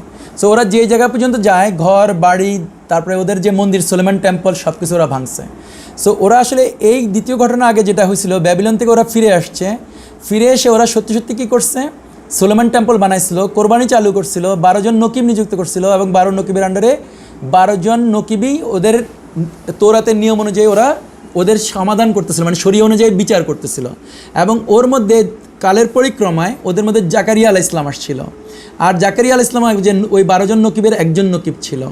আর ওই সময়েই হচ্ছে ইমরান আলাইহিস সালামের মেয়ে থেকে মারিয়াম আলাইহিস সালাম হয়েছিল, আর মারিয়াম আলাইহিস সালামের ছেলে মসিহ হয়েছিল, কারণ এটা ছিল আল্লাহর কাছে, আল্লাহ ওদেরকে একটা প্রমিস করছিল, যদি তারা এটা করে, মানে এই সুলাইমান টেম্পল বানায় এবং 12 জন নকিব নিযুক্ত করে এবং কোরবানি করে, তাহলে আল্লাহ ওদের জন্য একটা মসিহ পাঠাবে। যেই মসজিদ যদি ওরা অ্যাকসেপ্ট করে, তাহলে সেই মসজিদ সুলাইমান আলাইহিস সালামের টেম্পল থেকে সুলাইমান আলাইহিস সালাম যেরকম করে সারা পৃথিবী রুল করছিল, বনি ইসরায়েল ওই ঈসা আলাইহিস সালামকে মানার কারণে বা মসজিদকে মানলে সারা বিশ্বকে রুল করবে, এবং মসজিদ তখন সারা বিশ্বের মধ্যে হক এবং ট্রুথের মাধ্যমে বিচার করবে। এটা ছিল আল্লাহর প্রমিস ওদের জন্য। সো অ্যাকর্ডিংলি ওদের কাছে সত্যি সত্যি ঈসা আলাইহিস সালাম আসছিল, আর ওরা ঈসা আলাইহিস সালামকে পুরোপুরি বুঝতে পারছিল, কিন্তু ওদের শুধু একটা কন্ডিশন ম্যাচ করে নাই বা ওরা ফিল করছে এটা হয় নাই, সেটা হচ্ছে ঈসা আলাইহিস সালামের বাবা ছিল না। আর যার জন্য ওরা প্ল্যান করছে যে ঈসা আলাইহিস সালামকে হত্যা করবে, এবং যখন তারা হত্যা করছে তার 37 বছর পরে এই দ্বিতীয় ঘটনাটা হয়েছে। কারণ ওরা ওই ঈসা আলাইহিস সালামকে হত্যা করার পরে ওরা হটিনেস করছে, আবার অহংকার দেখাইছে। ওরা যে আমাদের কোরআনে ওই আয়াতটা আছে যে এই ধরনের একটা আয়াত আমার এখন হুবহু মুখে আসতেছে না, যে সে কোথায় সে মসি এরকম বলছে, তখন আল্লাহ বলছে তোমরা তাকে না পারছো মারতে, না পারছো শুলে চড়াইতে। এই ধরনের আয়াতটা যে জায়গায় সেই আয়াতটাকে আমি রেফার করতেছি। ওইখানে ওরা অহংকার করে বলতেছিল যে সে বলতেছে সে হচ্ছে যে মসি, কিন্তু তাকে তো আমরা তো ক্রুশই দিয়ে দিলাম, এইটা হচ্ছে মিনিংটা ছিল আর কি। তো যখন ওরা ঈসা আলাইহিস সালামকে এটা করলো যে ক্রুশবিদ্ধ করলো বা ক্রুশবিদ্ধে অ্যাটেম্প্ট করলো, সেই জন্য আল্লাহ ওদের উপর ক্ষুব্ধ হয়ে 37 বছর পরে এই রোমানদেরকে পাঠানো হয়েছে। সো 8 নম্বর আয়াত হচ্ছে আবার আমাদের সাথে ইম্পর্টেন্ট। এখানে বলছে হয়তো তোমাদের পালনকর্তা তোমাদের প্রতি অনুগ্রহ করবেন, কারণ হচ্ছে রাসূলুল্লাহ বলতেছে যখন হচ্ছে উনি হচ্ছে মদিনাতে ইহুদিদেরকে বলতেছে, বনি ইসরাঈলদেরকে বলতেছে কিন্তু যদি পুনরায় তদ্রূপ করো আমিও পুনরায় তাই করব। সো আল্লাহ ওদেরকে থ্রেট করতেছে, মানে হচ্ছে ওরা যদি অনুগ্রহ হচ্ছে এরকম যে ওরা ইচ্ছা করলে রাসূল ইসলামকে নবী হিসেবে অ্যাকসেপ্ট করতে পারে, আর কিন্তু যদি পুনরায় তদ্রূপ করো মানে হচ্ছে পুনরায় যদি তোমরা ওরকম অহংকার করো এবং পুনরায় যদি তোমরা ওরকম ফ্যাসাদ করো, তাহলে আল্লাহ বলতেছে যেরকম করে এর আগে 2 বার ওদেরকে অপমান করছে, ওদেরকে মারছে, কাটছে, ওদের সুলেমান টেম্পল ধ্বংস করছে, আল্লাহ এর থেকে আরও কঠিন করে ওদেরকে শাস্তি দিবে। যার জন্য আমাদের হাদিসে লেখা হচ্ছে এরকম যে একটা সময় আসবে মুসলিমরা, ওরা এখন যে আমাদেরকে প্যালেস্টাইনিদেরকে মারতেছে, এটা হচ্ছে ওরা সম্পূর্ণ ওদের শরিয়া ভায়োলেট করে মারতেছে। ওদের শরিয়াতে এরকম নাই। ওদের শরিয়া হচ্ছে যে যদি ওদেরকে একটা চোখ উঠায় তাহলে ওরা একজনের চোখ উড়াতে পারবে, ওদের একজনকে হত্যা করলে ওরা একজনকে হত্যা করতে পারবে। কিন্তু এখন ওদের কি হয়, ওদেরকে একজনকে যদি মারা হয় প্যালেস্টাইনিরা, ওরা 100টা মারে বা 1000টা মারে। সো ওরা ওদের শরিয়া মানতেছে না। সো আল্লাহ ওই জন্য হাদিসে বলতেছে যে একটা সময় আসবে যখন মুসলমানরা ডেফিনেটলি ইহুদিদেরকে মারবে এবং গাছ এবং পাথর ডেকে ডেকে বলবে মুসলমান আসো এবং আমার পিছনে একটা ইহুদি লুকে আছে তাকে হত্যা করো। ওই জিনিসটা তখন এখানে কাজ করবে, কারণ আল্লাহ এটা আমাদেরকে রিলিজ করবে মুসলিমদেরকে আগামীতে কোনো এক সময়ে, যখন হচ্ছে আমরা আবার ইহুদিদেরকে এরকম করে মারবো। সো এটা হচ্ছে সেকেন্ড রেফারেন্সটা। 2টা ঘটনা হয়েছে ভাঙছে। দ্বিতীয়বার যখন ওদেরকে রোমানরা এখানে ভেঙে বাইর করে দিছিল, সেই সময় ওই ভাঙার পরে তারা আর ঢুকতে পারে না। সেটা হচ্ছে যে 70 খ্রিস্টাব্দে হয়েছিল, রাসূল ইসলামের জন্মের প্রায় 530 বছর আগে, বা রাসূল ইসলামের নবুয়ত পাওয়া থেকে -610 -70 করলে যেটা হয় কত হবে, 540 বছর আগে এই ঘটনাটা হয়েছিল। ওরা তখন থেকে ছড়াই গেছিলো সারা পৃথিবীতে। আমরা দেখাবো পরে একটা ছবিতে কীভাবে ওরা কোন কোন দিকে ছড়াইছিল। তার মধ্যে একটা গ্রুপ এসে ইয়াত্রিবে বসবাস করতেছিল, কারণ ওরা জানতো ওদের কিতাব দিয়ে যে এখানে হচ্ছে হযরত মুহাম্মদ ইসলাম আসবে। সো আমরা আবার ওদেরকে 104 নম্বর আয়াতে যদি যান বনি ইসরাইলে, সেখানে দেখেন আল্লাহ কী বলতেছে, তারপর আমি বনি ইসরাইলকে বললাম এদেশে তোমরা বসবাস করো, অতঃপর যখন পরকালের ওয়াদা বাস্তবায়িত হবে তখন তোমাদেরকে জড়ো করে নিয়ে উপস্থিত হব। সো ওরা যে সারা পৃথিবীর মধ্যে ছড়াই গেছিলো, সেই সারা পৃথিবী থেকে ওরা কী করবে, আল্লাহ জড়ো করবে যখন পরকালের টাইম আসবে, মানে আখিরি জামানার শেষ অবস্থায় আসবে, কিয়ামতের আগের সময়টা আসবে, তখন ওদেরকে জড়ো করবে। অন্য এক জায়গায় বলছে আল্লাহ যে ওদেরকে যখন ওই জায়গায় জড়ো করবে, ওই জেরুজালেমে জড়ো করবে, তখন ওরা বিভিন্ন ভাষাভাষী হবে, বিভিন্ন কালচার হবে, বিভিন্ন ট্রেডিশন হবে, বিভিন্ন কৃষ্টির হবে। সো ওদেরকে আল্লাহ এখানে যে জড়ো করবে বলছে, সেই জড়োর সাথে রিলেটেড হচ্ছে ওই আয়াতটা এখানে যে আমি দেখাচ্ছিলাম, যে যখন ইয়াজুজ মাজুজ হবে তখন হচ্ছে ওই ইয়াজুজ মাজুজরা ফিরে আসতে, মানে বনি ইসরাইলরা ফিরতে পারবে। এখানে যেমন ধ্বংস করেছে এমন একটি শহরবাসীর উপর তাদের নিষেধাজ্ঞা রয়েছে যতক্ষণ পর্যন্ত না ইয়াজুজ মাজুজ মুক্ত হবে এবং উপর থেকে দিয়ে আসবে। সো ইয়াজুজ মাজুজ ছাড়া পেলে ওই শহরবাসীরা ওই শহরে ফিরতে পারবে। সো জেরুজালেমে বনি ইসরাইলিরা ফিরতে শুরু করছে 1948-এ, 1948 সালে। সো 1948 সালের আগে ডেফিনেটলি ইয়াজুজ মাজুজ কী হয়েছে, সারা বিশ্বের দায়িত্বটা নিয়ে নিছে। সো আমরা যদি কমনলি জানি, এটা হচ্ছে আমি এবার সেকুলার দিক থেকে বলি, 1945-এ ইউনাইটেড নেশনস অফিসিয়ালি এস্টাবলিশ হয়েছে এবং যতগুলি জাতি হবে প্রত্যেকটা জাতি ইউনাইটেড নেশনসের সাথে চুক্তিবদ্ধ হইতে হবে যে তাদের হচ্ছে যে রব হচ্ছে United Nations. So United Nations যদি কোনো কথা বলবে, বাংলাদেশ, পাকিস্তান, ইন্দোনেশিয়া কোনো দেশের কোনো ক্যাপাসিটি নাই যে ওইটাকে দ্বিমত করতে পারবে। সো আল্লাহ যদি বাংলাদেশকে বলছে তুমি খলিফা অনুযায়ী চলো, আর বাংলাদেশের সবচেয়ে বড় একজন ধার্মিক লোক আসলো, লেটস এ মোস্ট ধার্মিক লোক আসলো, সে যদি কোরআনের শাসন চালু করতে যায়, ইউনাইটেড নেশনস তার উপরে যুদ্ধ করতে বাধ্য থাকবে। কারণ ইউনাইটেড নেশনসের চার্টার অনুযায়ী বাংলাদেশ স্বাধীন হইতে হইলে এবং বাংলাদেশ একটা রাষ্ট্র হইতে হইলে ইউনাইটেড নেশনসের কাছে সে হচ্ছে চুক্তিবদ্ধ হবে যে সে ইউনাইটেড নেশনসের চার্টারের বাইরে যাবে না। সেই ইউনাইটেড নেশন যে হিউম্যান রাইটসের অধ্যাদেশ দিছে, ইউনাইটেড নেশন যে গণতন্ত্রের বিধান দিছে, ইউনাইটেড নেশনস যে জলবায়ুর বিধান দিচ্ছে, ইউনাইটেড নেশন যে কী বলে ছেলে মেয়ের সমানাধিকার দিচ্ছে, এরকম প্রতিটা বিধান বাংলাদেশ সরকার মানলেই শুধুমাত্র সে হবে। সো যখন ইয়াজুজ মাজুজ ইউনাইটেড নেশনস বানাইছে, ILO বানাইছে, IMF বানাইছে, এরকম প্রতিষ্ঠানগুলি বানাইছে, তারপরে হচ্ছে যে বনি ইসরায়েলিরা তারপরে 1948 থেকে ইসরায়েল বা জেরুজালেমে যাইতে পারতেছে। কারণ হচ্ছে জেরুজালেম সম্পর্কে আল্লাহ সূরা বনি ইসরায়েলের প্রথম আয়াতে বলতেছে যে ওইটা হচ্ছে একটা জায়গা যার চারপাশকে বরকতময় করছে, সেটা হচ্ছে ওই জায়গাটাকে মিন করছে জেরুজালেম এবং তার চারপাশটাকে। সো এখান থেকে আমরা বুঝতে পারি যে কোরআনের এই অংশটুকু যদি আপনারা এখন বুঝছেন, আমি জানি না আমি কতটুকু বোঝাতে পারছি, যদি এটা বুঝছেন তাহলে আপনারা দেখতেছেন কোরআন দিয়ে প্রমাণ করা যায় যে ওইখানে যেহেতু বনি ইসরায়েলরা ফিরছে ওই ধ্বংসপ্রাপ্ত শহরে, সেখান থেকে প্রমাণ হয় যে তার আগে ইয়াজুজ ছাড়া পাইয়া পুরো পৃথিবীর কন্ট্রোল হাতে নিলে পরে ওই জাতিটা ফিরতে পারছে, নাইলে পরে ফিরতে পারতো না।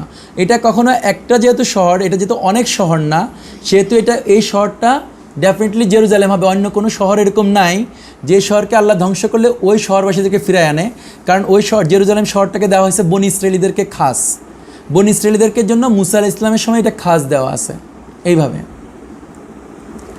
সো এটা হচ্ছে আমাদের কোরআন থেকে জাস্ট যে অংশটুকু আমি প্রমাণ করতে চাচ্ছিলাম। এটা হচ্ছে যে ওয়াল যে ভাঙা হয়েছে এটার একটা ফাইনাল যুক্তি। এই যুক্তিটা দেওয়ার পরে আজকের জন্য মনে হয় এখানেই আমরা সেশনটা শেষ করব। তারপর আপনারা যদি কোনো প্রশ্ন থাকে আমরা ওইটা করতে পারবো। আমি খুব দ্রুত শেষ করতেছি। এটা এখানে বলছে কোরআনে বলতেছে নির্দিষ্ট সময়ের আগে দেওয়াল ভেদ করা যাবে না, মানে একটা নির্দিষ্ট টাইম আছে আল্লাহ সেট করে রাখছে, যেটা ওনাদের ডেস্টিনির মতো, যে অমুক সালের অমুক তারিখ, এটা আল্লাহ অনেক আগে লিখে রাখছে। আর জুলকারনাইন সেটাই কোরআনের মধ্যে বলছে যে নির্দিষ্ট সময়ের আগে দেওয়াল ভেদ করা যাবে না। তো সিয়াসিত্তার 11টা হাদিসের মধ্যে যদি আল্লাহ রাসূল সাইশ যদি বলে থাকে ছিদ্র বা ভাঙা হয়েছে, এখানে বলছে ভেদ করা যাবে না। তো যদি ওরা বলছে ভেদ করছে, হাদিসে যদি বলছে ভেদ করছে, তাহলে ডেফিনেটলি প্রমাণ হয় যে টাইম হয়েছিল বিদায়ী ভেদ করা সম্ভব হয়েছে। ডেফিনেটলি রাসূল ইসলাম মিথ্যা বলে নাই এই জন্য। সো রাসূল ইসলাম যদি সত্য কথা বলছে, এবং আমরা জানি সত্য কথা বলছে, সেহেতু তার আগে ওই টাইমটা ফুলফিল হয়েছে বিদায়ী রাসূল ইসলাম বলতে পারছে যে আজকে ছিদ্র হয়েছে। এটা ছিল একটা যুক্তি। সেকেন্ড হচ্ছে সূরা কাহাফ মাক্কি সূরা বিদায়, বলা যায় মাক্কি যুগে রাসূল ইসলাম বলেছেন কাজ শেষে ফেরার আগে যে সন্ধ্যায় ইয়াজুজ মাজুজ ইনশাল্লাহ বলবে দেওয়ালটি করা গর্ত সে রাতে বরাবরের মতো পুনরায় ভরে যাবে না। আর মাদানী যুগে জয়নাব রাদিয়াল্লাহু তাআলার ঘরে রাসূল ইসলাম বলতেছে দেওয়াল ছিদ্র হয়েছে। সো মাক্কি যুগে যেখানে এটা বলছে এর মধ্যখানে তো মাদানী যুগের মধ্যখানে অনেক বছর ছিল, ওই সময় তো রাসূল ইসলাম বলেন ছিদ্র হয়েছে, কারণ হচ্ছে ওই সময়ের প্রতিদিনই রাত্রেবেলা দেওয়ালটা ভরে যাচ্ছিল। আর মাদানী যুগের শেষের দিকে এসে উনি আজকে বলছে ছিদ্র হয়েছে, তার মানে এখানে প্রুভ করে প্রমাণিত হয় যে এইটা একবারই ছিদ্রটা হয়েছে এবং সেই সময় থেকে আর কখনো এটা রিভার্স করবে না, আগের জায়গায় ফুসবে না। হাদিস বলেছে ইয়াজুজ মাজুজ দেওয়ালটিতে একদিনে ওই পর্যন্ত গড়তে করতে সক্ষম হয় যে দেওয়ালের অপর পাশের আলো পর্যন্ত দেখতে পায়। সেক্ষেত্রে হাদিসে বলতেছে 9 থেকে 100 সাইজের একটা গর্ত করা হয়েছে যদি, এবং 1450 বছর আগে যদি গর্ত করছে, তাহলে এটা কি ভাবা যৌক্তিক না যে ওই দেওয়ালটা এতদিনে ভেঙে গেছে? এটা তো লজিক্যাল, যে কোনো দেওয়ালকে প্রথম ভাঙতে কষ্ট, কিন্তু একবার ছিদ্র করতে হলে তো এটা বাকিটা ভাঙা খুবই সোজা। তারপর হচ্ছে কোরআন বলছে যে পর্যন্ত ইয়াজুজ মাজুজ জমিনে ছড়িয়ে না পড়বে, এখানে একটা ওয়ার্ডটা হচ্ছে আরবিতে হচ্ছে হাদাবিন ইয়ানসিলুন। এই ওয়ার্ডটার অনেকগুলি মিনিং, আপনি যদি গুগল ট্রান্সলেশনে গিয়ে আরবিতে লিখেন হাদাবিন ইয়ানসিলুন, ওইখানে অনেকগুলি অর্থ দেখবেন। সেই অর্থগুলি আসলে যখন আপনি নেবেন তখন এরকম পাবেন যে পদ বা উঁচু আসনগুলি যে দখল করে, এই হাদাবিন ইয়ানসিলুন দিয়ে উঁচু উঁচু পদ, মানে বিভিন্ন সেক্টরের লিডিং পজিশনে যখন যাবে, এটা হচ্ছে মিনিং। ইয়ানসিলুন আসে ওই রকম, হাদাবিন মানে উঁচু, এরকম একটা উদ্ভাবনের নিয়ন্ত্রণ, অথবা সমস্ত কিছুর যে নতুন নতুন জিনিস উদ্ভাবন করবে পৃথিবীতে, সেটার নিয়ন্ত্রণ ওদের কন্ট্রোলে থাকবে। সো ফেসবুক বানাবে জুকারবার্গ বা কেউ একজন, এটার কন্ট্রোল ওদের কাছে চলে যাবে। হোয়াটসঅ্যাপ বানাবে কেউ একজন, ওদের কন্ট্রোলে যাবে। গুগল বানাবে একজন, এটার কন্ট্রোল ওদের কাছে যাবে। যদি কেউ এখন যদি ফিয়াট কারেন্সি বানাবে, যে ক্রিপ্টো কারেন্সি বানাবে, এটার কন্ট্রোল ওদের কাছে চলে যাবে। দ্যাটস হোয়াট দে আর ইউজুজ মাজুজ লাইক দ্যাট কাইন্ড। এরা একটা স্পেশাল পাওয়ারফুল লোক, they are always in the মানে টপ অফ দ্য পিরামিডের মধ্যে থাকবে। সো এখানে যেটা বলছে যে পর্যন্ত বনি ইসরায়েল জেরুজালেমে ফিরতে পারবে না, যদি অতক্ষণ ওরা ওই ক্ষমতা না যাবে। সো দীর্ঘ প্রায় 2000 বছর পর 1948 সালেতে যেহেতু বনি ইসরায়েল ওইখানে যেতে পারছে, অফিসিয়ালি জেরুজালেমে ফিরতে শুরু করছে, সেহেতু প্রমাণ হয় যে ইয়াজুজ মাজুজ ছাড়াও পাইছে, পৃথিবীর কন্ট্রোলটাও নিচ্ছে। সো এটা ছিল আজকের প্রেজেন্টেশনের বেসিক অংশটুকু। আগামী পর্বে আমরা যেটা কথা বলবো, যদি এতটুকু যদি আমাদের মনে যদি আমরা কনভিন্সড হই যে আসলে ইয়াজুজ মাজুজ বের হয়েছে 1450 বছর আগে, এবং গত 2 দিনে আমি যে ফ্যাসাদ নিয়ে কথা বলছি সেগুলি যদি বুঝতে পারি যে হয়ে গেছে, তাহলে আমরা আগামী পর্বে যে জিনিসগুলি আমরা আনসার করার চেষ্টা করব। যদি আমরা সন্তুষ্ট হই যে দেওয়ালটা ভাঙা হয়েছে, ওই ইয়াজুজ মাজুজ পৃথিবীতে বের হয়েছে, প্রশ্ন জায়গা স্বাভাবিক, বা আমাদের মনের মধ্যে এই প্রশ্নগুলি আসবে, কোথাও হতে তারা ছাড়া পেয়েছে, কী ধরনের ফ্যাসাদ তারা করছে, পৃথিবীবাসীর কারা তারা, ওরা কারা, এখন তারা কোথায় আছে, কীভাবে তাদের একজনের মৃত্যুর আগে 1000 বাচ্চার জন্ম দেয়, সেই বিষয়গুলি আমরা আগামী পর্বে বলে ইনশাল্লাহ আমরা তখন সম্ভবত আগামী পর্বে ইয়াজুজ মাজুজ পর্বটা শেষ করে দেন আমরা পরের পর্ব থেকে দজ্জাল নিয়ে কথা বলবো ইনশাল্লাহ। জাযাকাল্লাহ খায়ের। আজকে এরপরে এখন যদি কেউ কোনো প্রশ্ন থাকে বা কমেন্ট থাকে সেটা করা যেতে পারে। আসসালামু আলাইকুম ওয়া রাহমাতুল্লাহি ওয়া বারাকাতুহু। আমি কোনো প্রশ্ন করবো না, আপনাকে জাস্ট একটা বিষয় অ্যাড করার জন্য রিকোয়েস্ট করবো না লেকচার আর কি ফিউচারে।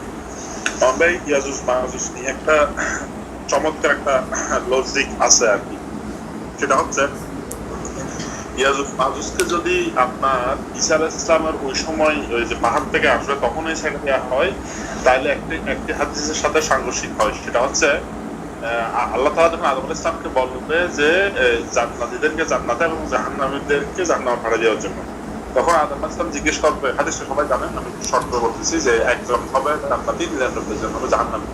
ওই 99 জনের মধ্যে সম্ভবত হাজারে কতজন, মানে 199 জন না, 1999 জন। ইয়াজুজ মাজুজদের কয়জন? 1999 জন হচ্ছে ইয়াজুজ মাজুজ। হ্যাঁ, তাহলে এখন ইয়াজুজ মাজুজকে যদি আগে ছেড়ে দেওয়া না হয়, তাহলে এত ইয়াজুজ মাজুজদের অনুসারী, মানে ইয়াজুজ মাজুজের অনুসারী হতে অনেক সময় লাগবে। এখন ইয়াজুজ মাজুজকে যদি আপনার শুধুমাত্র ঈসা আলাইহিস সালামের সময় ছেড়ে দেওয়া হয়, তাহলে এত বংশ বিস্তার হবে না। এটা আর কি, এই জিনিসটা আমি কি বুঝাতে পারছি নাকি আপনি? হ্যাঁ, বুঝতে পারছি, আলহামদুলিল্লাহ। একটু বলুন। হ্যাঁ, আপনি স্বাভাবিকভাবে এটা, আপনি আরেকটা হাদিস দিয়ে এটাকে জোর করে বলতে পারেন যে একটা রাসূল ইসলামের একটা হাদিসই আছে, বুখারীর হাদিস, ইয়াজুজ মাজুজ ছাড়া পাওয়ার পরেও হজ আর উমরা চলতে থাকবে।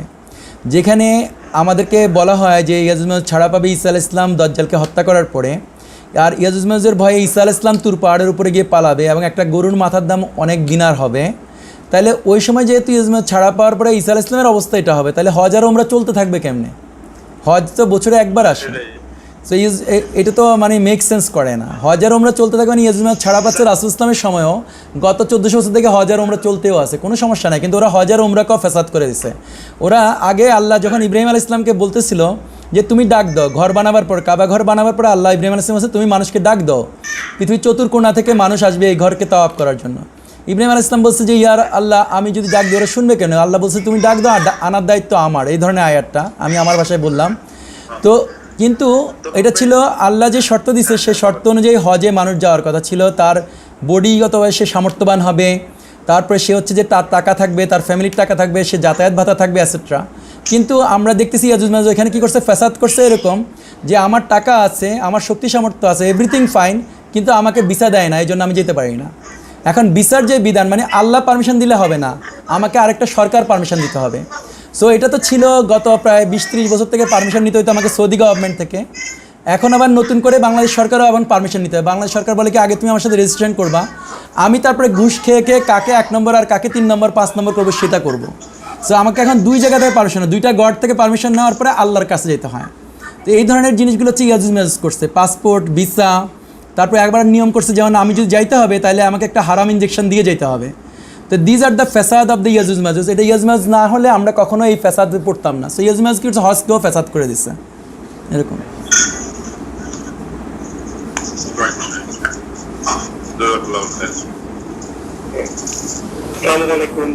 একটা ব্যাপার জানতে চাচ্ছিলাম যে ইয়াজুজ মাজুজের যে ইনশাআল্লাহ বলার যে সময়টা, অর্থাৎ রাসূলুল্লাহ সাল্লাল্লাহু আলাইহি ওয়াসাল্লাম যেদিন বললেন যে আজকে দেয়ালে ছিদ্র হয়েছে, এটা তার আগের দিনের ঘটনা। ইনশাআল্লাহ তারা বলেছিল যে এই জন্য দেয়ালটা ফিল হয় নাই, এন্ড দেন তারা সেটা ছিদ্র করতে সক্ষম হয়েছে। তাহলে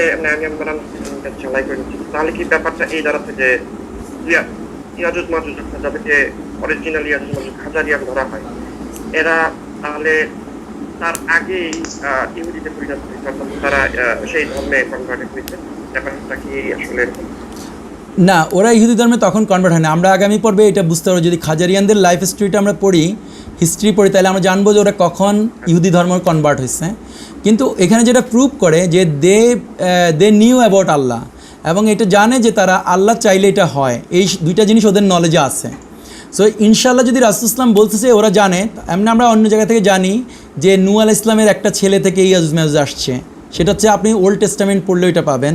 সো তারা নূহ আলাইহিস সালামের যারা ছেলে, সেই সব ছেলেরা তো আল্লাহর কথা জানার কথা, এবং তাদের কাছে বংশানুক্রমে এই জিনিসটা রয়ে গেছে আল্লাহ। যেরকম আমাদের মক্কার কোরাইশরা 3500 বছর পরেও ওরা জানতো আল্লাহ আছে, এবং ওরা কাবা ঘরের মালিক আল্লাহ সেটাও জানতো, কিন্তু ওরা আল্লাহর সাথে সাথে আরও 313 জন মূর্তি বসাইছে। আর আমরা 1500 বছরে আমরাও জানি আল্লাহ আছে, কিন্তু আমরা আল্লাহর বাহিরে অনেক কিছুকে আমরা উপাসনা করি একই রকম। সো ওই যে যারা খাজারিয়ান ছিল বা যারা অরিজিনাল ইয়াজুজ মাজুজ হয়েছে, দে অলসো নিউ অ্যাবাউট আল্লাহ, কিন্তু তারা হয়তো ওই সময় অন্য ধর্ম ছিল, যেমন আমাদের কাছে প্রুফ আছে যে তারা অন্য ধর্মে ছিল, মানে তারা প্রকৃতি পূজা করতো, কিন্তু তারা একই সাথে আল্লাহকেও বিশ্বাস করতো। যেরকম হিন্দু ভাইরাও আল্লাহকে বিশ্বাস করে, একই সাথে ওরা দুর্গাকে পূজা করে। আসসালামু আলাইকুম। একটা কোশ্চেন করার সুযোগ হবে নাকি? জি প্লিজ করেন প্লিজ। আচ্ছা, তো মাউন্ট ভাইয়ের আন্ডারস্ট্যান্ডিং যে ইয়াজুজ মাজুজ ছাড়া পেয়েছে, আমি যদি মানে আমার মানে যতটুকু বুঝি যে ইয়াজুজ মাজুজ সম্পর্কে দুইটা জিনিস, একটা হচ্ছিল তারা সংখ্যায় অনেক অনেক হবে এক, আর দ্বিতীয় পয়েন্ট হচ্ছিল যে তারা যখন কোনো একটা হাদিসে আছে যে কোনো একটা পানি মানে কোনো একটা সমুদ্রের পানি বা তারা পান করবে, ওটা পুরোপুরি শেষ হয়ে যাবে এরকম। হ্যাঁ, তাবারিয়া লেক তাবারিয়ার পানি খেয়ে ফেলবে। হ্যাঁ, তাহলে কিভাবে এটা আপনি ব্যাখ্যা করবেন যে তারা ছাড়া পাইছে? হ্যাঁ, খুবই ভালো প্রশ্ন। আমি এটা অবশ্য প্রথম দিকে একটু কথা বলছিলাম। এই হাদিসটা যখন আমাদের এখানে আছে প্রেজেন্টেশনে, যে আমরা লাস্টে গিয়ে কীভাবে ইয়াজুজ মাজুজ আদম সন্তানের মানে যারা আদম সন্তান তারা যখন হাসরের ময়দানে উঠবে, তখন ওইখানের মধ্যে প্রতি 1999 জন হবে ইয়াজুজ মাজুজ। আর আল্লাহ রাসূলের আরেকটা হাদিস আছে যেখানে আল্লাহ রাসূল সাল্লাল্লাহু আলাইহি ওয়াসাল্লাম বলছে একজন ইয়াজুজ মাজুজ মরার আগে সে 1000 ইয়াজুজ মাজুজকে জন্ম দেয়। এই দুইটা জিনিস বলা হয়েছে। সো যখন আপনি ইয়াজুজ মাজুজ নিয়ে পড়বেন, অ্যাকচুয়ালি ওরা যখন ছাড়া পায়, দে আর সো ব্রিলিয়ান্ট, তারা রিসার্চের নামে, তারা গবেষণার নামে অসংখ্য ইয়াজুজ মাজুজ তৈরি করে ফেলে। ফর এক্সাম্পল, একটা উদাহরণ দিলে আপনি বুঝবেন। ধরেন ওরা অনেক আগে ওরা যখন কাগজের টাকা তৈরি করছে, এটা হচ্ছে অরিজিনাল আল্লাহর টাকা ছিল, যে স্বর্ণের টাকা এবং রূপার টাকা, বা যেটার মধ্যে ভ্যালু আছে ওইটাকে আল্লাহর রাসূল বলছে টাকা, কাগজকে কখনো টাকা বলে নাই। সো অরিজিনাল ইয়াজুজ মাজুজ অনেক আগে ব্যাংক অফ ইংল্যান্ডের মাধ্যমে ওরা প্রথম কাগজের টাকার প্রচলন আনছে। এখন কী হয়েছে, সারা বিশ্বের সমস্ত মানুষ কী করছে, ওই কাগজের টাকাকে অ্যাডপ্ট করছে। যখন অথচ ওদের কিতাবে লেখা আছে, কোরআন হাদিস দিয়ে আপনি যখন অ্যানালাইসিস করবেন, রিসার্চ করবেন, তখন আপনি কনক্লুশন করতে পারবেন যে ওইটা আমাদের জন্য হারাম ধরাটা, মানে কাগজের টাকাটা ধরা হারাম।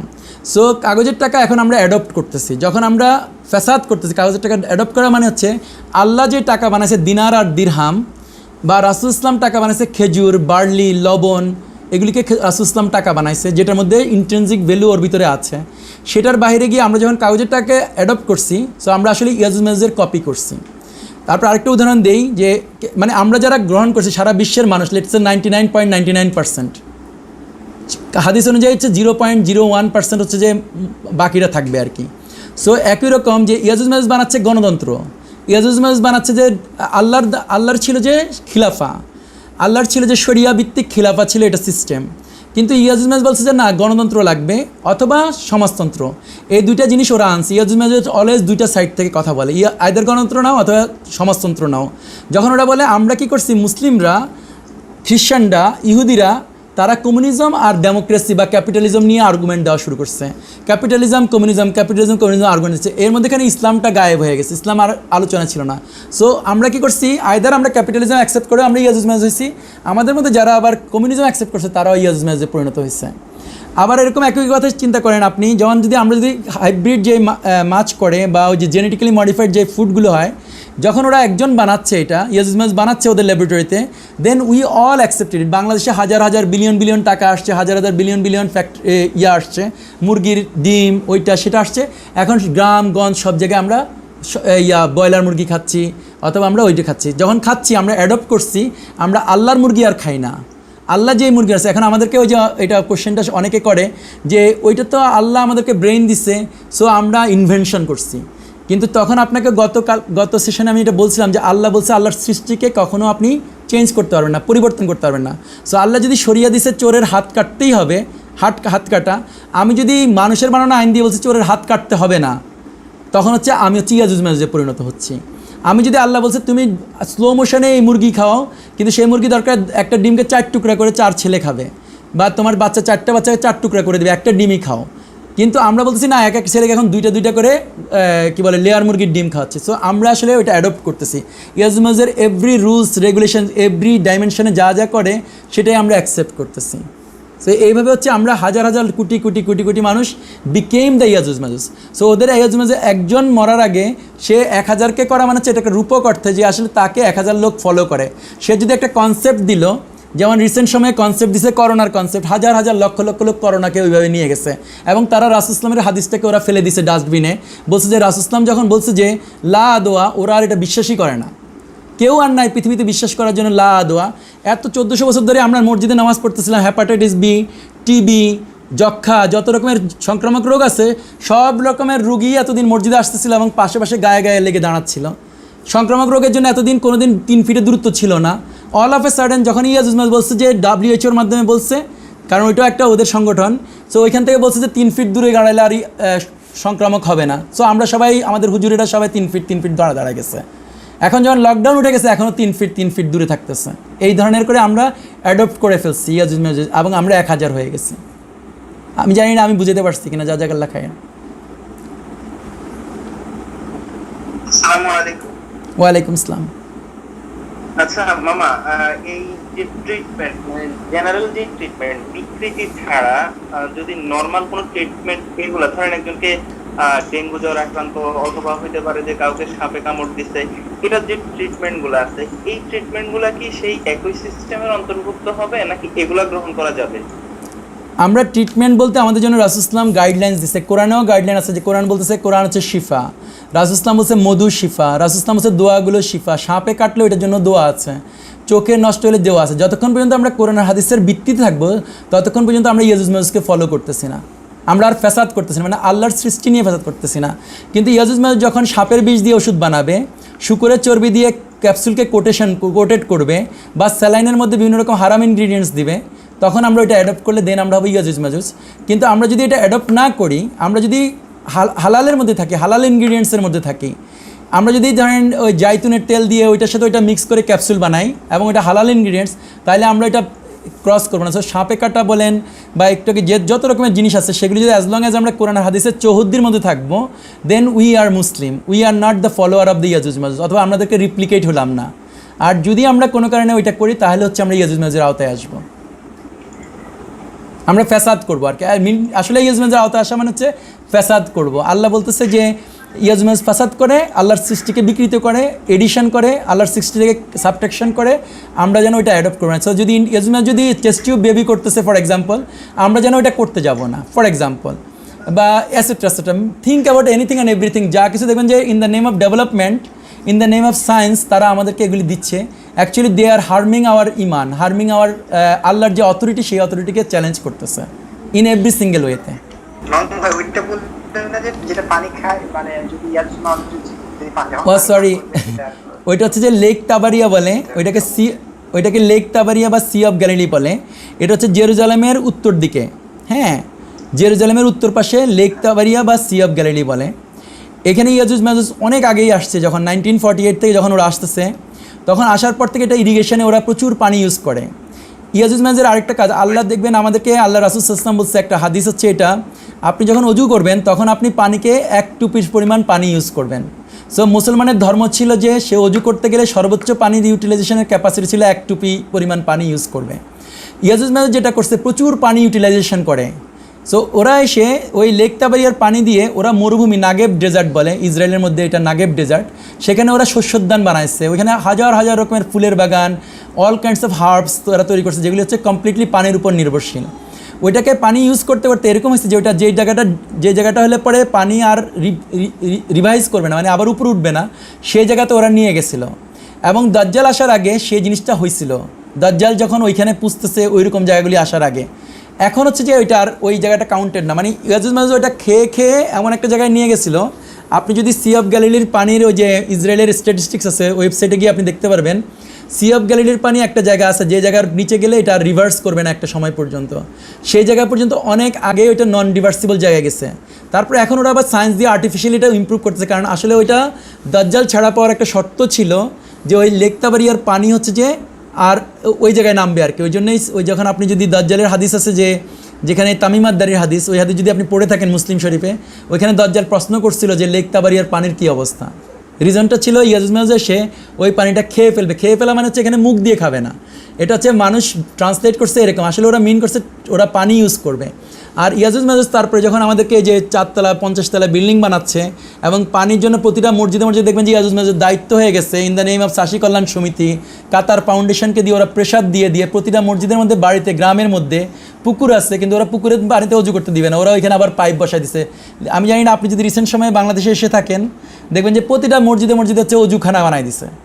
সো অজুখানা বানায় মানে কি, পানিগুলি গ্রামের মানুষগুলি জানেই না, ফুল স্পিডে পানি ছেড়ে দিয়ে অজু করতেছে। সো দে বিক্যাম দ্য ইয়াজুজ মাজুজের জায়গায় আনছে। সো ইয়াজুজ মাজুজ যে পানি খাওয়া, সেই পানি মানে হচ্ছে তারা অতিরিক্ত পানি ইউজ করবে। রাসূল ইসলাম যে পানি ইউজ করতো, মদিনাবাসী বা মক্কাবাসীরা যে পানি ইউজ করতো, এর থেকে আমরা অনেক গুণ বেশি ইউজ করি। That is the indication, that is the meaning of those lake তাবারিয়ার পানি খাবে। কারণ লেক তাবারিয়ার পানি ওরা এত বেশি ইউজ করছে যেটা আনবিলিভেবল লেভেলে, যেটা কিনা ওদের ডেঞ্জার লেভেলের নিচে চলে গেছে। আমি জানি না আমি বুঝাতে পারছি কিনা জিনিসটা, আপনার যেটা কোশ্চেন ছিল। জাযাকাল্লাহু খাইরান।